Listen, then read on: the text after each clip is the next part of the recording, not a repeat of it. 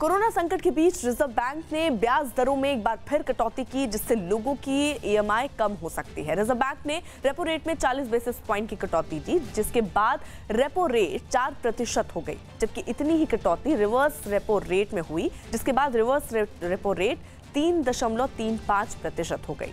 Repo rate पर reserve bank देश के बाकी बैंकों को लोन देता है, जबकि रिवर्स रेपो रेट पर रिजर्व बैंक देश के बाकी बैंकों के जमा पैसे पर उन्हें ब्याज देता है।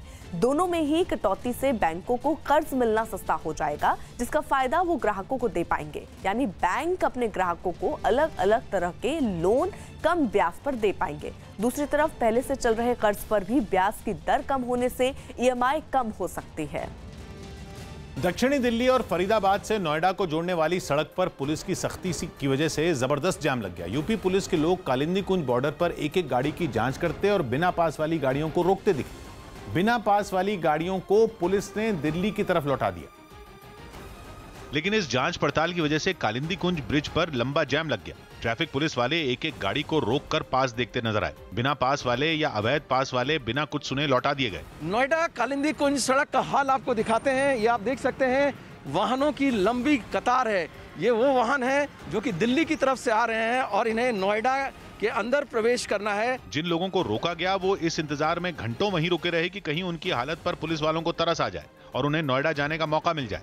यहाँ मौजूद ऐसे ही लोगों में कुछ यूपी और बिहार के नजर आए, जो नौकरी छूट जाने की वजह से अपने गांव जाने के लिए निकले, लेकिन नोएडा के जिस बस स्टैंड से उन्हें बस मिलती, वहां पहुंचने से पहले ही उन्हें रोक दिया गया। हम सिर्फ घर जाना चाहते हैं और कुछ नहीं।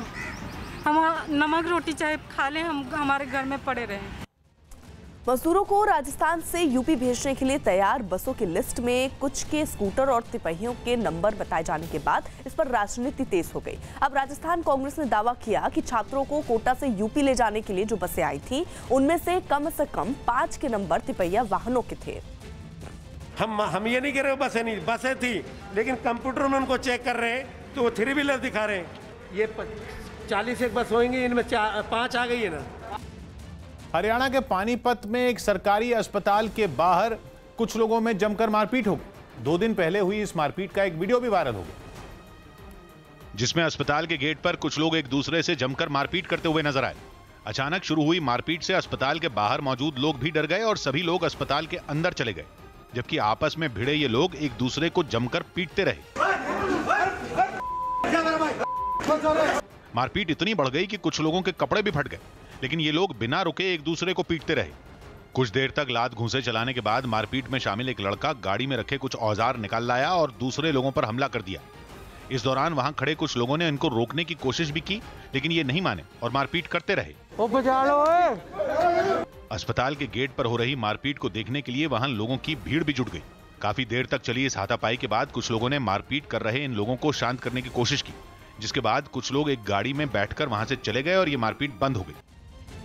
अहमदाबाद में कमाई का जरिए नहीं होने पर कई लोगों ने अपना काम बदल लिया। लॉकडाउन की वजह से इन लोगों की आमदनी बंद हो गई थी और मजबूरी में इन लोगों ने दूसरे काम करने शुरू किए। एक आदमी ने तो सब्जियां बेचने के लिए एक ऐप बनाई और लोगों के घर घर जाकर सब्जियां डिलीवरी करनी शुरू कर दी।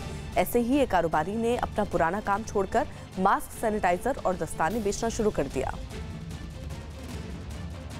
लास्ट 2 मंथ से हमारा बिजनेस ही पूरा बंद है, तो अभी हम सोच रहे हैं कि कुछ नहीं हो रहा है तो सैनिटाइजर या हैंड ग्लोव्स या मास्क ऐसा कुछ बेच के हम लोग अभी हमारा थोड़ा काम शुरू कर रहे हैं।